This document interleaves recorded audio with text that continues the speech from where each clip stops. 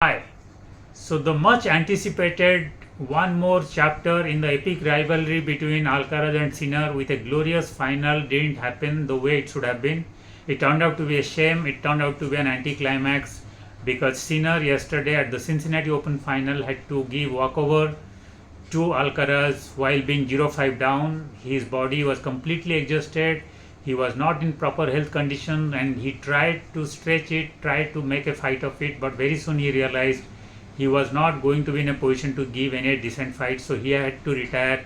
And it was a shame that the match ended in an anticlimax and Alcaraz won it, but not the way he would have liked. He would have liked to win against a fit and at a peak form Sinner by playing fair and square, but he didn't get a chance. It was not his fault, but he won a Masters 1000 series and it was his first Cincinnati Open, and Sinner unfortunately couldn't defend it, and that has now extended the head-to-head record between Alcaraz and Sinner to now 9-5. So Sinner has lost almost twice the amount of matches that he has won against Alcaraz.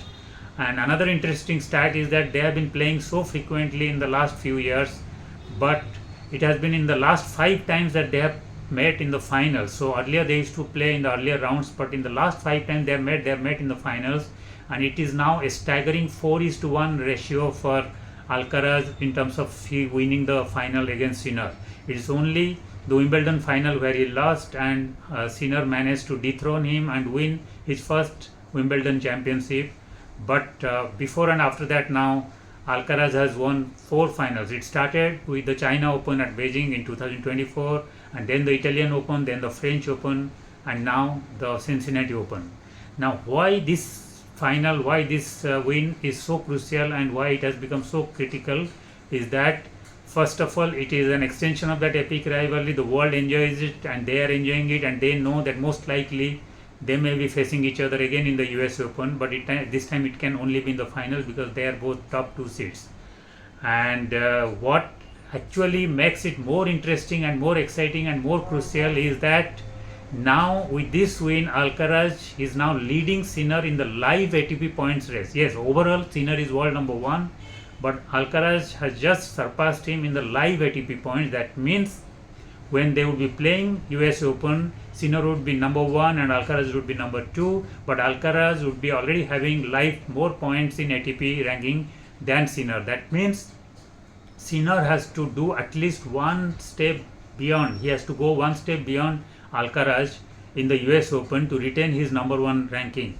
So that means he has to go beyond Alcaraz's round, or in other words, if Alcaraz and Sinner both reach the final, that would no longer be the final for a Grand Slam tournament or the final Grand Slam tournament, or that would decide who has the last laugh in the season, because Sinner is leading now 2:1 with 2 Grand Slams, whereas Alcaraz has won 1. But if Alcaraz wins, then he can share it and he can claim that they have shared the honors in 2024. On the other hand, if Sinner wins it, he will have a 3:1 clear dominance over Alcaraz in terms of winning Grand Slams.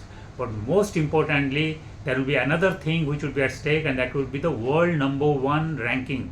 If Sinner and Alcaraz both reach the final, then whoever wins the US Open final and wins the trophy and the title will also walk away smiling as the new world number 1. So Sinner has to do everything possible to win it, to retain his world number 1 ranking, to defend the US Open which he won last time, and also to have a clear dominance over Alcaraz in spite of his poor head-to-head record.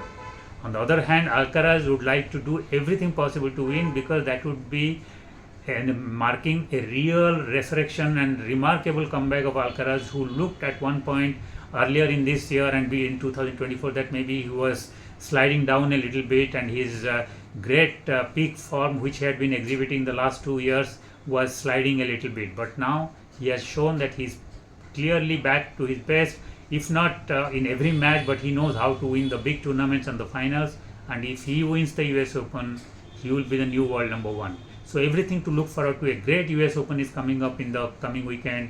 Let's wait and watch. Thank you.